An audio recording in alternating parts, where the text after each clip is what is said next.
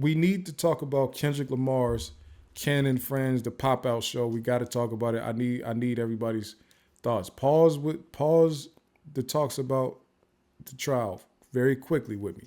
I need y'all to walk down this hallway with me. What did y'all think about that show? I watched it on a live stream on Amazon Prime. I need y'all to walk down this hallway with me real quick. How did y'all feel about it? Did you see clips? Did you watch it live? Did you say, I'm not watching it, I'm supporting Drake? Like, what did you feel? What did you feel? I think Drake watched it. What did you feel about it?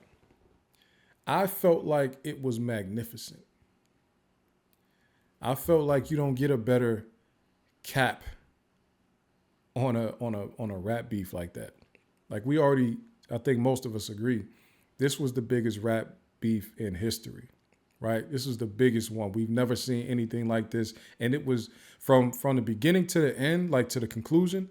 It happened so fast because of the rapid release that these guys were doing.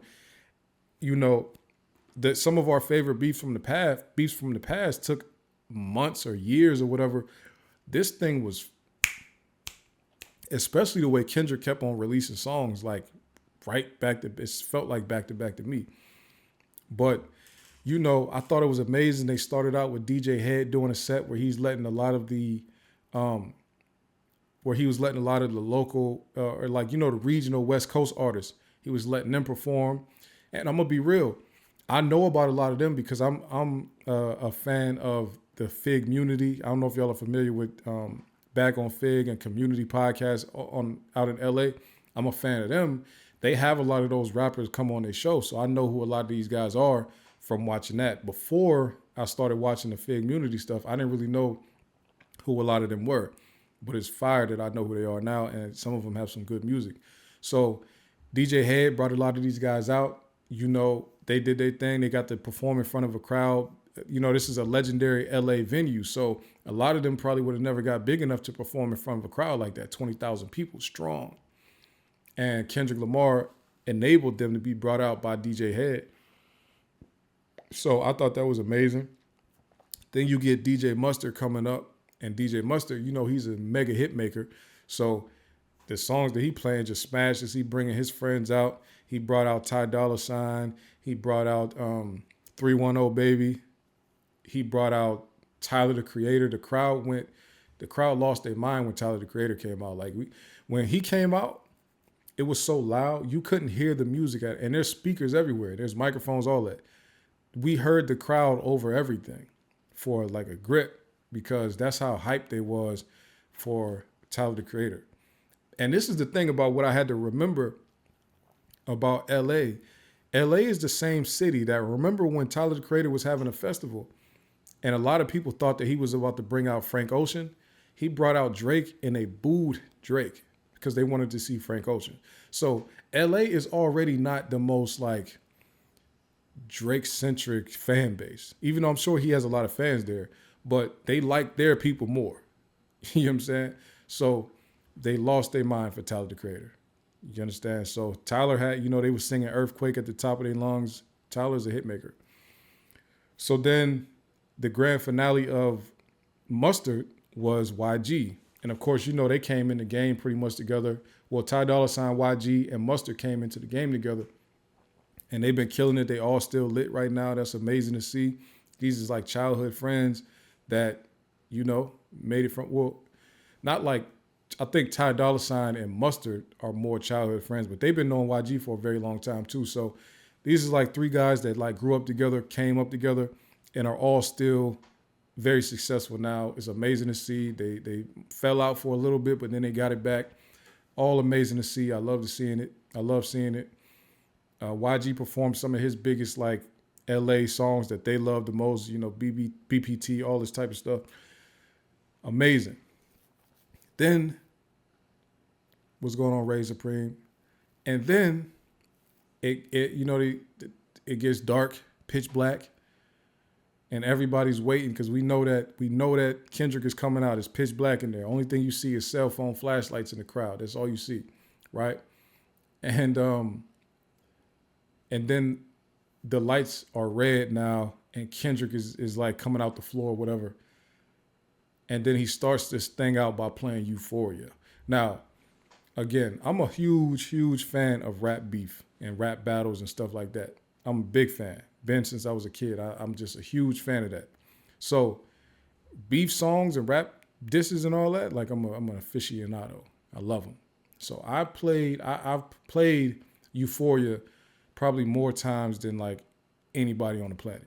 I love that song. 6 minutes and 30 seconds of pure foolishness. I love it. I'm a huge fan of it. I knew every word. My only issue with the performance was Kendrick forgot where he was at in the performance and he jumped forward and then he never got it back. So we never got to hear him scream with the crowd, "You better walk around like Daft Punk." That whole part right there, that whole section, headshots for the year, "You better walk around like Daft Punk," and like 8 bars before that, we didn't get to hear any of that. Well, not live. I mean, I heard it a million times, but we didn't get to hear any of that, right?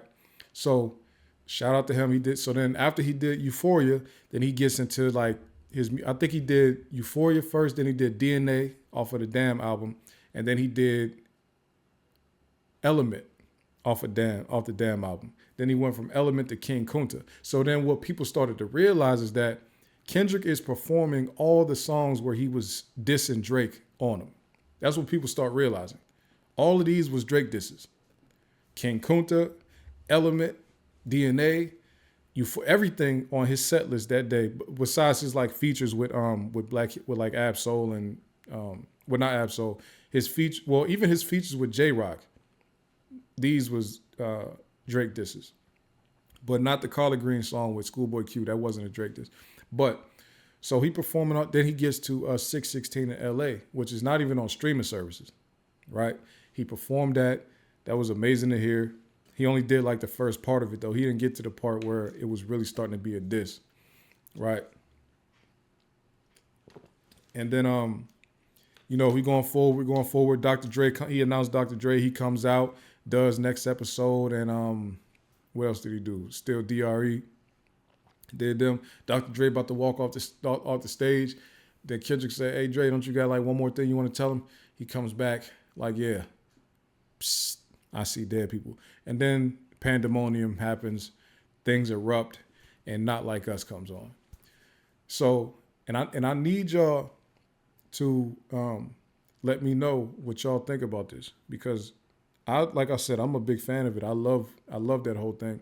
Not Like Us comes on, and 2 times back to back, he stops the song at the A minor thing, and he's dancing with A minor just being held by the crowd very long. We talking about an extreme VIP list of people. LeBron and Savannah James are in the crowd singing these songs. Russell Westbrook and his family in the crowd singing the song. DeMar DeRozan singing these songs. Northwest, Kanye West's daughter, is in attendance and she is screaming to the top of her lungs, A minor. You understand what I'm saying? This is a VIP who's who of LA in this event, screaming to the top of the lungs that I heard you like I'm young. You understand? So we gotta really understand. Chloe Bailey was up in there. She wasn't even down on the floor with like the other VIPs. She was up in the crowd with the rest of everybody else, screaming the words to the top of her lungs. Kendrick's wife was there with the kids. They in there, I heard you like I'm young. Are they doing all this? Whitney is dancing to everything. Top Dog is in there. He performing this, did it 5 times. The last time he brings all the gang members from all these different hoods up on stage and says, "Let's take one big group picture." The pictures are fire. I just thought the whole thing was amazing, honestly. People are like, this is one of the best concerts that ever happened. It would have been, he really did it for LA.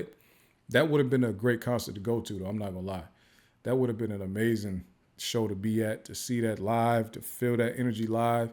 Because like I said, I'm a fan of like the Fig Community, Back on Fig and all that type of stuff. Back on Fig was on stage. T-Rail, Smack was up there. TF was up there. Tiny was up there from the Apollo. Keem was in the building, but he didn't go on stage. A lot of people was just up. Big Boy, the radio legend, he was up there on stage. And then all of the rappers and certified members was up there too. So it was an amazing thing. Let me read some of these comments.